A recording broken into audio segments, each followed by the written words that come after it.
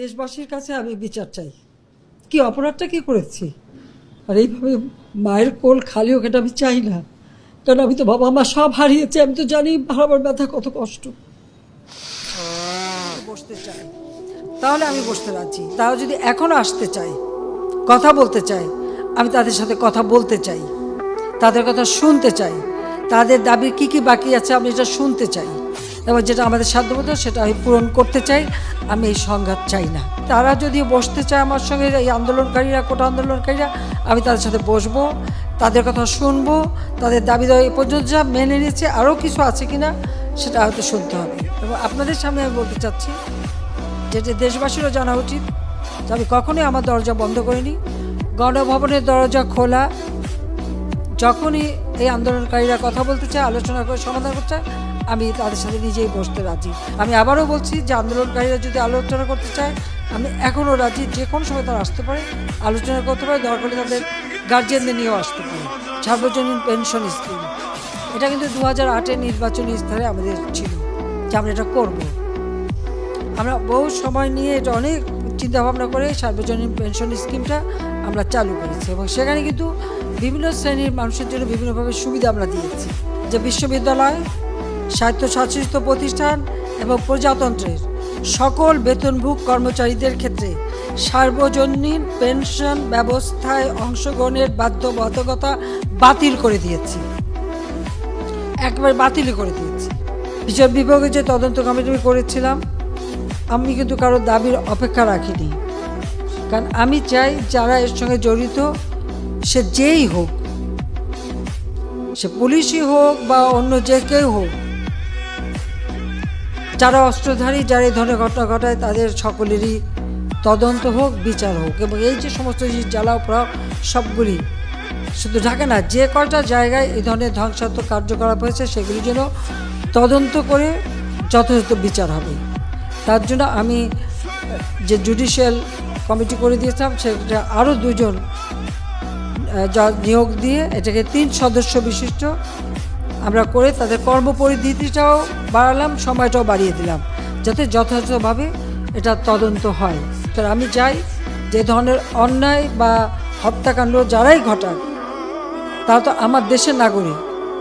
সে police হোক, একটা শিশু হোক, একটা মানুষ হোক, সে সন্ত্রাসী হোক, ডাকাত হোক বা ছাত্র হোক, যাই হোক, এ দেশের নাগরিক। আমি এর যথাযথ তদন্ত করে তাদের বিচার হবে, আমি সেটাই চাই। যে হত্যাকাণ্ডের সাথে জড়িতদের অবশ্যই বিচার করা হবে। আমি এটা স্পষ্ট বলি, হত্যাকাণ্ডের সঙ্গে যারা জড়িত, সে যেই হোক, অবশ্যই তাদের বিচার করা হবে, এবং যারা জড়িত তদন্ত করেই তা বের করা হবে।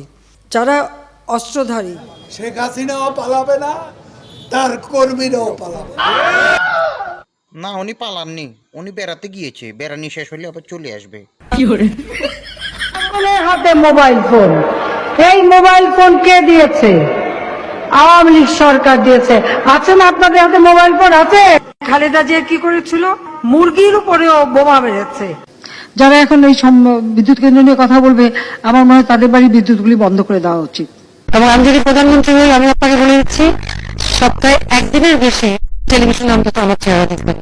আজকে ইন্টারনেট, ফেসবুক বা ইউটিউব যাই ব্যবহার হচ্ছে, সেগুলি তো আমাদেরই করা। রতনে রতন চেনে, শিয়ালে চেনে কচু। একটা কাউন্সিলর যদি বলে যে আপনাকে চাই না, আমি থাকবো না। নারীর ক্ষমতায়ন কোথায়?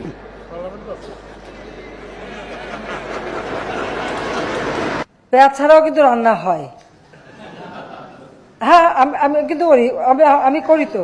অবশ্য আমি জানি যে অনেক কথা বলার পরে বলবেন আমাদের কথা বলতে দেওয়া হয় না, কিন্তু যখন টক সাথে কথা বলেন, কেউ তো আপনাদের মুখ চেপেও ধরেনি বা গলা টিপেও ধরেনি।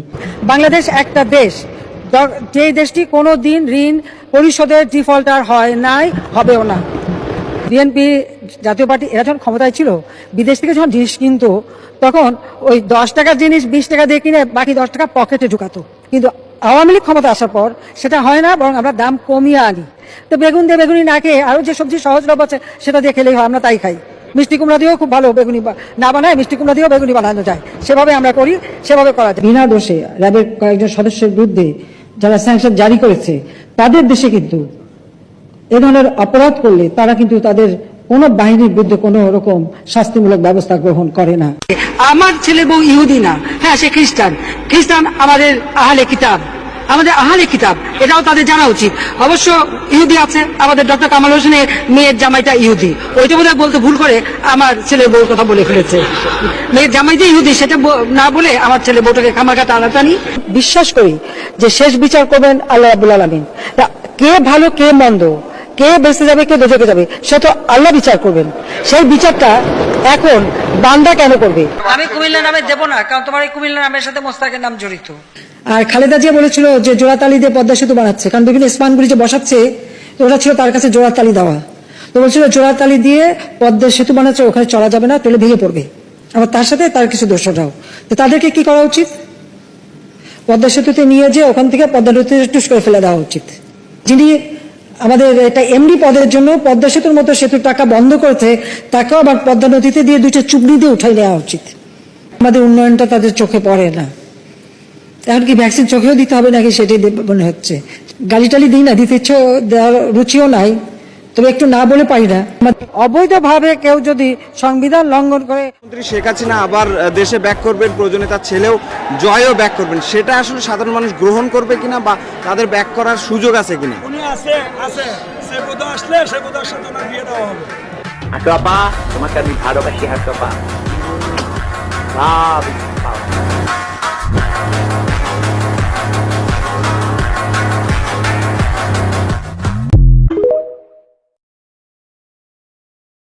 মারো টান হেই ইউ, জোরে টান হেই ইউ, আরো জোরে হেই ইউ, আরো টান হেই ইউ, আরো জোরে হেই ইউ, মারো টান হেই ইউ, জোরে জোরে হেই ইউ, আরো জোরে হেই ইউ।